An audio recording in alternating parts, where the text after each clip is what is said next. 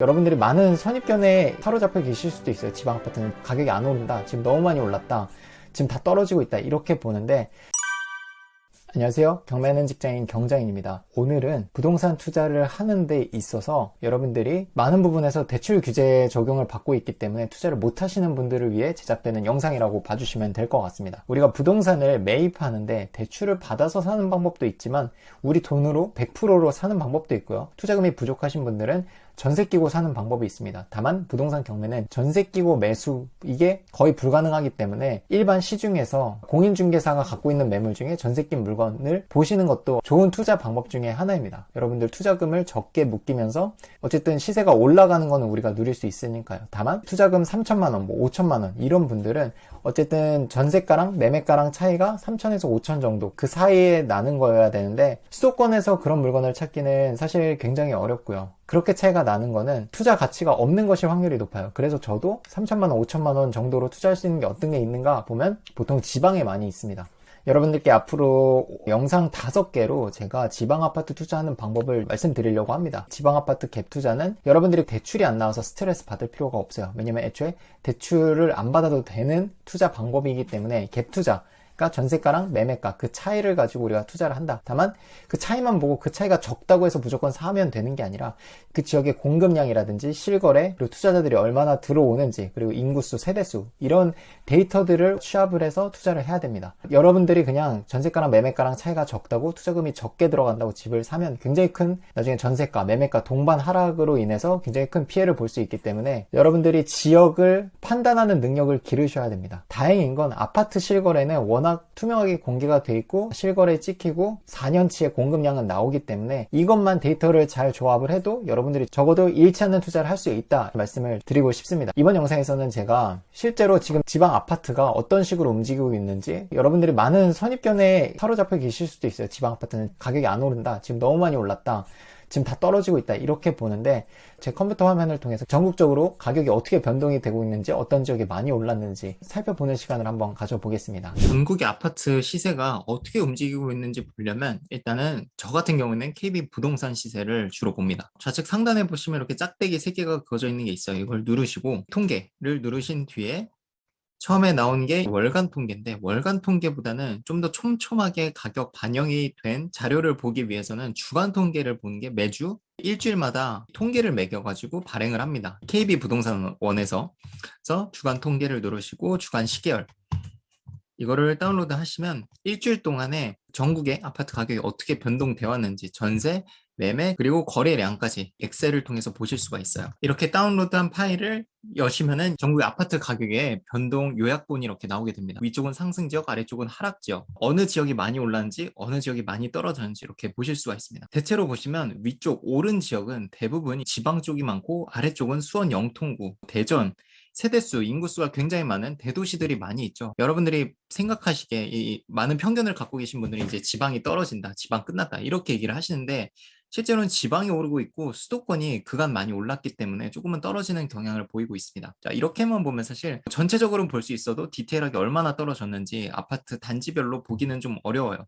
좀 더 상세하게 보기 위해서는 이렇게 매매 증감, 전세 증감, 매매 지수, 이런 표를 통해서 여러분들이 확인을 하실 수가 있는데, 거래량은 이 아래쪽에 전세 거래, 그리고 매매 거래 이렇게 보시면 되고, 일단은 가장 여러분들이 중점적으로 보셔야 되는 건 이제 매매 증감에서 지금 보면은 이렇게 위쪽에 보면 작년 기준으로 빨간색에 가까울수록 시세가 많이 올랐다는 거고, 흰색에 가까울수록 변동이 없었다. 그리고 반대로 이렇게 쭉 넘기다 보면 하늘색, 이런 부분은 시세가 한 주 동안 얼마나 떨어졌는지 그거를 표시한 색깔로 구분을 한 겁니다. 그럼 보시면 수도권은 지금 거의 안 오르고 있어요. 여기는 서울 지역이고 거의 뭐 변동이 없고, 거래가 없으니까 거래가 거의 없고, 오히려 최근에 많이 오르는 데는 이런 뭐 안산부터 해서 강원도도 굉장히 많이 올랐죠. 그리고 충북, 그리고 전북, 전주, 익산, 군산. 군산도 제가 지지난달에 아파트를 하나 샀죠.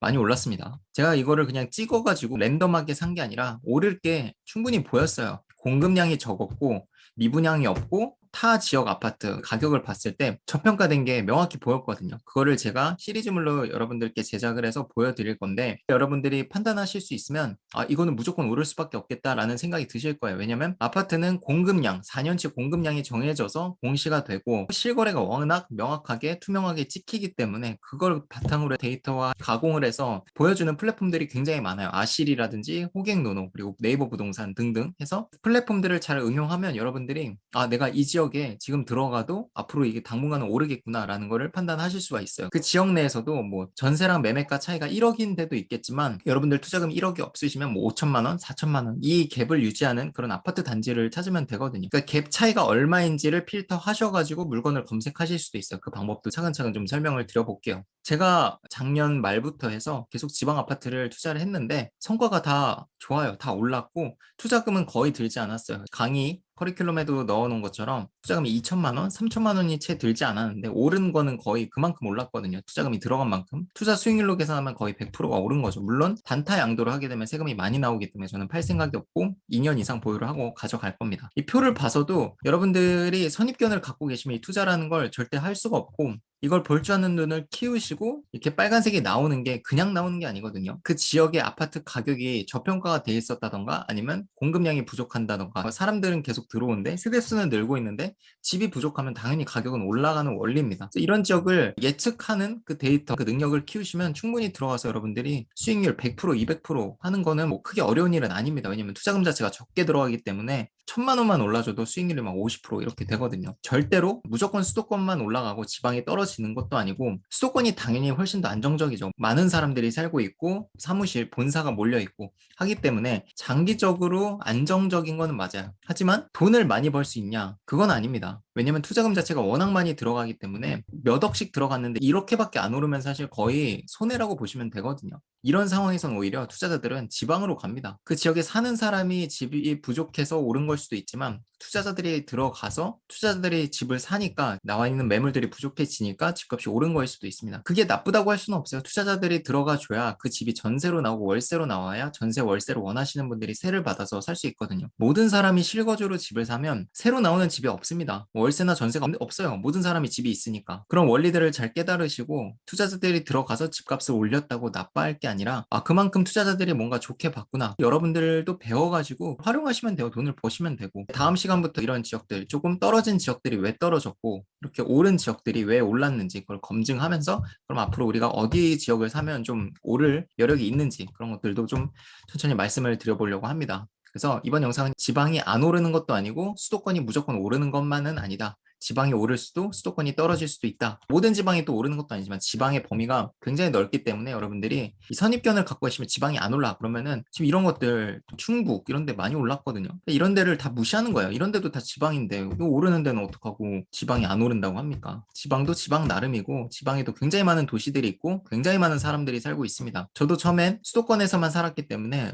지방이 진짜 뭐 인구가 다 빠져나가고 이런 줄 알았는데 분명히 지방 중에서도 인구가 느는 데가 있고 세대수가 느는 동네가 있고 물론 떨어지는 데도 있지만 데이터로 볼 수 있으니까 늘고 있는 지역 그리고 공급량이 부족한 지역, 저평가된 지역을 찾아서 투자를 하시면 됩니다. 그런 지역은 대부분 오르고 정말 외부 효과로 세계 대공황이 오지 않는 한 오릅니다. 앞으로 제작되는 영상들 관심 있게 봐주시면 여러분들이 좀 더 투자로 여유 있게 살아가는 데 도움이 되지 않을까 싶습니다. 긴 영상 봐주셔서 감사드리고 앞으로 제작될 영상도 잘 봐주시면 감사하겠습니다. 감사합니다.